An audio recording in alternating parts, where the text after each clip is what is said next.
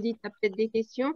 Sinon, Euh, l'orientation que nous pouvons porter à ce discours que tu viens de nous faire par rapport à la vie au XVIIe siècle et cette résistance du marronnage.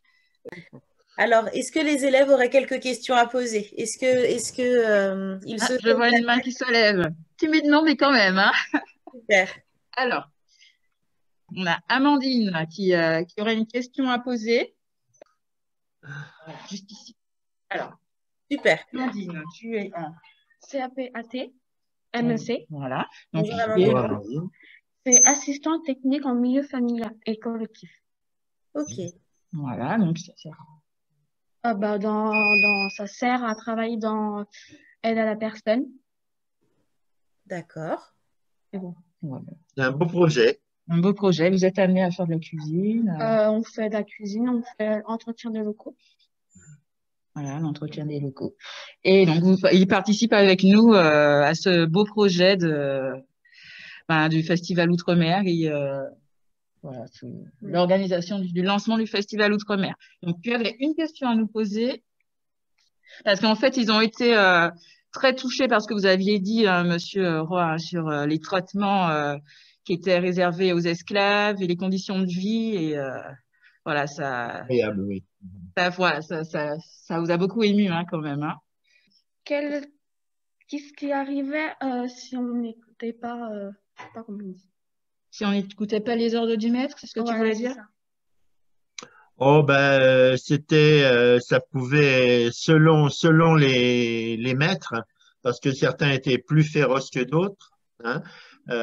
Ça pouvait aller de la privation de nourriture pendant quelques jours au fouet, voire donc des coups de fouet sur lesquels après on, on mettait, je vous en ai parlé tout à l'heure, on jetait du sel parce que le fouet déchirait la peau du dos.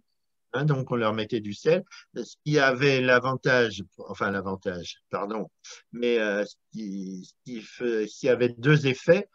Premièrement, ça faisait encore plus mal, brûlait. Hein, je ne sais pas si vous avez déjà mis du sel sur une petite coupure, ou etc. Ça pique, ça brûle. Et la deuxième chose, c'était que ça ne cicatrisait pas, c'est-à-dire que la personne, l'esclave en question, gardait toute sa vie les traces du fouet. Donc, s'il était acheté par un autre planteur, par exemple, il était vendu dans une autre plantation, qu'il avait un autre maître, l'autre maître, en voyant son dos, savait qu'il avait acheté un désobéissant. Donc, était encore plus après lui. Vous voyez, et puis au pire, donc la pire des désobéissances, c'était de quitter la plantation. Et là, alors là, il y avait ce qu'on appelait, il y avait deux marronnages. Il y avait le petit marronnage et le grand marronnage. Le petit marronnage, bon, il était admis que qu'un esclave dont la femme ou l'ami ou la mère de ses enfants avait été vendue dans une autre plantation, puisse s'en aller pour voir son ancienne épouse. S'il revenait dans l'espace de 3 semaines ou d'un mois, bon, il était puni, mais légèrement. Par contre, le grand marronnage, c'est-à-dire ceux qui ne revenaient pas, mais qu'on arrivait à capturer dans la forêt, ceux-là, la première fois, ils avaient le tendon des talons coupé, ce qui fait qu'ils ne pouvaient plus marcher. Ce qui fait qu'ils ne pouvaient plus guère travailler, donc ils étaient plus ou moins condamnés à mourir de faim. Et la deuxième fois, naturellement, c'était la peine de mort. Voilà en gros les risques. C'était effroyable. Donc par pendaison, par tout ce qu'on, enfin, ils avaient beaucoup d'imagination, c'était des monstres. Hein,